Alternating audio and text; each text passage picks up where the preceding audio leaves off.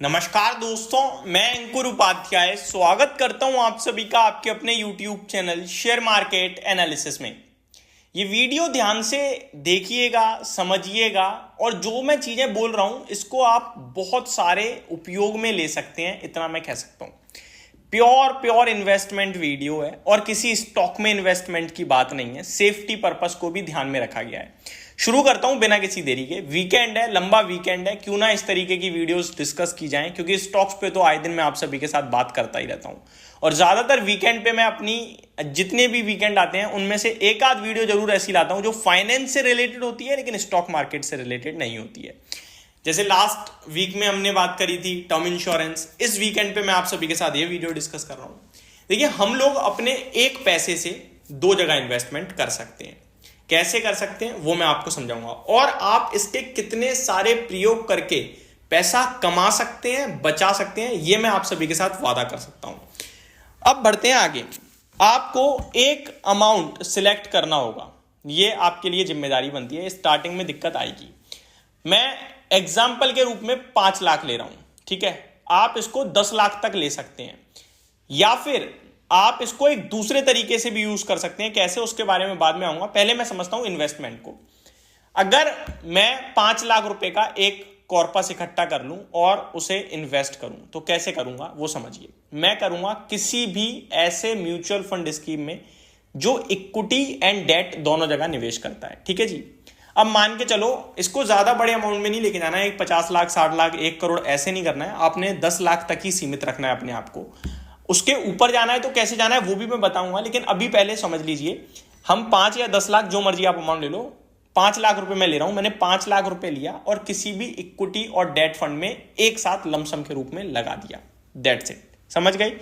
अब ये equity and date ही क्यों, इसको समझिए। बाजार में उठापटक होती रहती है, स्टॉक मार्केट रिस्की है। अगर मैं केवल कोई इक्विटी से रिलेटेड स्कीम ले लूंगा, मान के चलो स्मॉल कैप में, मिड कैप में, लार्ज कैप में, वैल्यू फंड में, कॉन्ट्रा फंड में, या जो भी फंड हाउसेज होते हैं उनमें किसी में लगाऊंगा, तो मेरे लिए दिक्कत है। क्योंकि कभी बाजार का मूड माहौल बिगड़ा, जो कि कभी भी बिगड़ जाता है, तो मेरे लिए दिक्कत हो जाएगी। इवेंचुअली बढ़ जाएगा, बट मेरे को इवेंचुअली से मतलब नहीं है। क्यों नहीं है वो मैं भी अभी समझाऊंगा।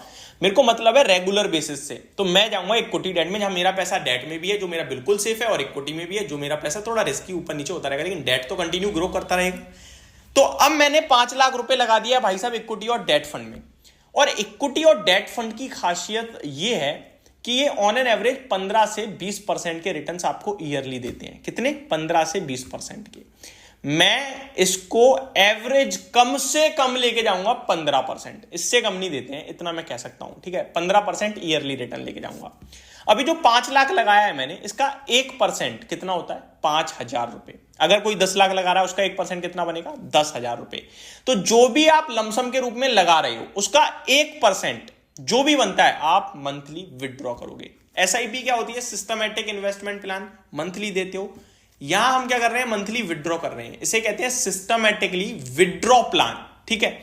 तो मैंने एक साथ पैसा लगाया, अभी मैंने 1% का विड्रॉ मारना शुरू कर दिया। समझ गए बात को? 5 लाख लगाया था, 5,000 का विड्रॉ मार रहा हूं। मैंने एक डेट सेलेक्ट करी, उस डेट पे मेरी बैंक में 5,000 रुपए ऑटोमेटिकली आएंगे। अब 1% में 1 महीने में निकाल रहा हूं, तो पूरे साल में कितना विड्रॉ कर रहा हूं मैं? इस हिसाब से 12% का। यानी कि मैं अपने 5 लाख में से 12% विड्रॉ कर रहा हूं। लेकिन मेरा फंड किस हिसाब से ग्रो हो रहा है? मिनिमम 15 और मैक्सिमम 20। मैक्सिमम कुछ नहीं है, मिनिमम 15, ठीक है। तो नेट मेरा 3% गेन हो रहा है, घट नहीं रहा मेरा पैसा। ऐसा नहीं है वो 5 लाख में से 5,000 आ गए, 4,95 रह गए, अगले महीने फिर 5 आ गए, 4,90 रह गए। नहीं, वो बढ़ेगा। क्यों बढ़ेगा? क्योंकि वो 15% के रिटर्न डिलीवर कर रहा है और मैं निकाल 12 ही रहा हूं, तो वो बढ़ेगा 3%, ठीक है जी। इसीलिए मैंने कहा था कि किसी भी इक्विटी फंड में नहीं करना। अब मान के चलो मैं स्मॉल कैप ले लूं, तो बाजार गिर गया तो वो गिरता चला जाएगा, इस बीच में मेरा फंड विड्रॉ होगा तो वो पैसा कम रह जाएगा, तो फिर वहां दिक्कत हो जाएगी। लेकिन इक्विटी डेट क्या है? वो डेट वाला तो कंटिन्यू बढ़ता ही चला जाएगा और इक्विटी वाला ऊपर नीचे होता रहेगा, ठीक है। अब इस हिसाब से मैं समझ गए आप, हम 12% विड्रॉ कर रहे हैं, 15% से बढ़ रहा है, यानी 3% ऑन एन एवरेज बढ़ रहा है, ठीक। कम से कम में 3%, तो ज्यादा तो ये 5% भी हो सकता है, 7% भी हो सकता है, लेकिन मैं 3 ही लेके जा रहा हूं। अब ये जो 5% मैं विड्रॉ कर रहा हूं, ये आपके घर खर्च के लिए नहीं विड्रॉ करवा रहा है, या आपके खर्चे के लिए। इस 5,000 को हमें निवेश करना है यूलिप में। समझिए बात को। आप कहोगे अंकुर भाई ऐसे क्या यार, वहां से निकलवा के वहां लगवा दिया, इससे ऐसी में रहने देते हैं। इसका जवाब है, देखिए यूलिप में ना एक बेनिफिट तो ये कि जब आप पैसा लगा रहे हो वो लॉक हो गया। आप चाहते हो भी पैसा नहीं निकाल सकते, आपको कितना भी डर लगे, कुछ भी जरूरत आ जाए, पैसा विड्रॉ ही नहीं कर पाओगे। और ये इन्वेस्टमेंट में जरूरी है, क्योंकि हमें दिखता है पैसा हम निकाल लेते हैं। अगर बहुत ही रेयर सिचुएशन है तो आपका वो पड़ा है ना इक्विटी डेट में, उसे विड्रॉ मार लो, ठीक है, अगर जरूरत बहुत ज्यादा है तो। अगर नहीं है तो आपको सिर्फ वो विड्रॉ लेना है। इस हाथ से यहां से पैसा आया, यूलिप में गया, यहां से आया, यूलिप में गया, आपको अपनी जेब से तो कुछ नहीं देना ना। एक बार 5 लाख लग चुका है बस आपका। अब यूलिप में हमने पहले तो इसलिए क्योंकि हम विड्रॉ नहीं कर सकते। दूसरा बेनिफिट, ये आपको आपकी ईयरली इन्वेस्टमेंट का 10 टाइम्स का इंश्योरेंस भी प्रोवाइड करते हैं। अब मेरा 5,000 रुपए जा रहा है महीने का, साल का 60,000, यानी 6 लाख रुपए का मेरे को इंश्योरेंस भी मिल जाएगा। कल को कोई दिक्कत आ जाए तो भैया 6 लाख रुपए चलो है रखे हैं, ठीक है, एक इंश्योरेंस एक्स्ट्रा बेनिफिट मिल गया।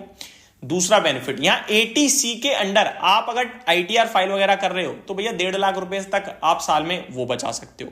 अगर नहीं भी कर रहे हो तो आपको अब तीसरा बेनिफिट सुनो, आप 2.5 लाख से कम एक साल में इन्वेस्ट कर रहे हो, हम तो केवल 60,000 कर रहे हैं, कोई 2.5 लाख तक भी कर रहा है ना, तो उसको जब वो पैसा विड्रॉ करेगा तो कोई टैक्स पे करने की जरूरत नहीं है अपने रिटर्न्स पे। लेकिन म्यूचुअल फंड में आपको 10% का long term capital gain tax देना पड़ेगा। तो 3-4 बड़े बेनिफिट हो गए। अब यार और कितने बेनिफिट लोगे?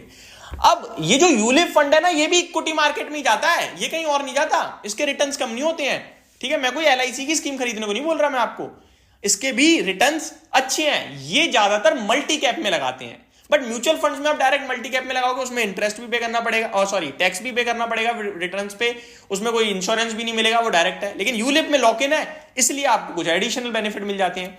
तो आपको क्या हो गया, यहां पे सबसे अच्छी बात क्या है कि आपको रिटर्न्स जो है इक्विटी वाले मिल रहे हैं और लॉक इन हो रहा है, बस ये एक दिक्कत है, बाकी सब कुछ बेनिफिट है, ठीक है जी। तो अब मान के चलो जो मल्टी कैप के रिटर्न्स हैं वो मैं बता दूं 20 से 25% तक के होते हैं, लेकिन हम उसको ले रहे हैं 17% के, हम कंजर्वेटिव हो रहे हैं। अब 10 साल बाद पता है क्या सिनेरियो बनेगा? 10 साल बाद जो 5 लाख रुपए का आपने इन्वेस्टमेंट किया था लमसम के रूप में इक्विटी एंड डेट में, 5,000 रुपए महीने विड्रॉ भी कर रहे हो आप, वो पैसा आपका बढ़कर हो जाएगा 6,71,000 रुपए, ठीक है जी, 6,71,000 हो गया। और जो 5-5 हजार आ रहे थे और आपने 10 साल तक इन्वेस्ट करा यूलिप फंड में 17% के रिटर्न्स के साथ, केवल सोचे हम, तो वो आपका हो जाएगा, मैं एग्जैक्टली आपके साथ मैंने यहाँ पे SIP कैलकुलेटर में कैलकुलेट किया हुआ है, वो आपका पैसा कितना हो जाएगा भाई साहब, वो हो जाएगा 16 लाख रुपए, 15,78,000 एग्जैक्टली। टोटल फिगर आपका आएगा 22.5 लाख रुपए का। इसमें आपको टैक्स केवल जो 6,70,000 है, 1,70,000 गेन हुआ केवल और केवल, उस 1,70,000 में 70,000 पे देना है लॉन्ग टर्म पे, वो बनेगा आपका 10% कितना होगा 70,000 का 7,000। तो केवल और केवल 7,000 के टैक्स में 22.5 लाख पूरा आपका होगा। यहाँ 10 आपका 10x तक का इंश्योरेंस आपने कवर कर रखा था, आपकी 2 तरफ इन्वेस्टमेंट चल रही थी, पूरा पैसा जेब में लेके घूमो। अगर सारा पैसा आप इक्विटी में लगा के रखते तो आपको 10% का टैक्स देना पड़ता और उसमें आप 21.5 लाख बनाते 17% के इस रिटर्न के हिसाब से। वहीं अगर ये रिटर्न ऊपर नीचे हुए तो आपका पैसा बहुत बड़ा बन जाएगा। तो ये मेरी तरफ से आपके लिए एक जानकारी थी। इन्वेस्ट करना है करिए, नहीं करना मत करिए, वो आपकी मर्जी है, लेकिन ये जानकारी आपको पता होनी चाहिए। Thank you so much for watching this video. Have a great day guys.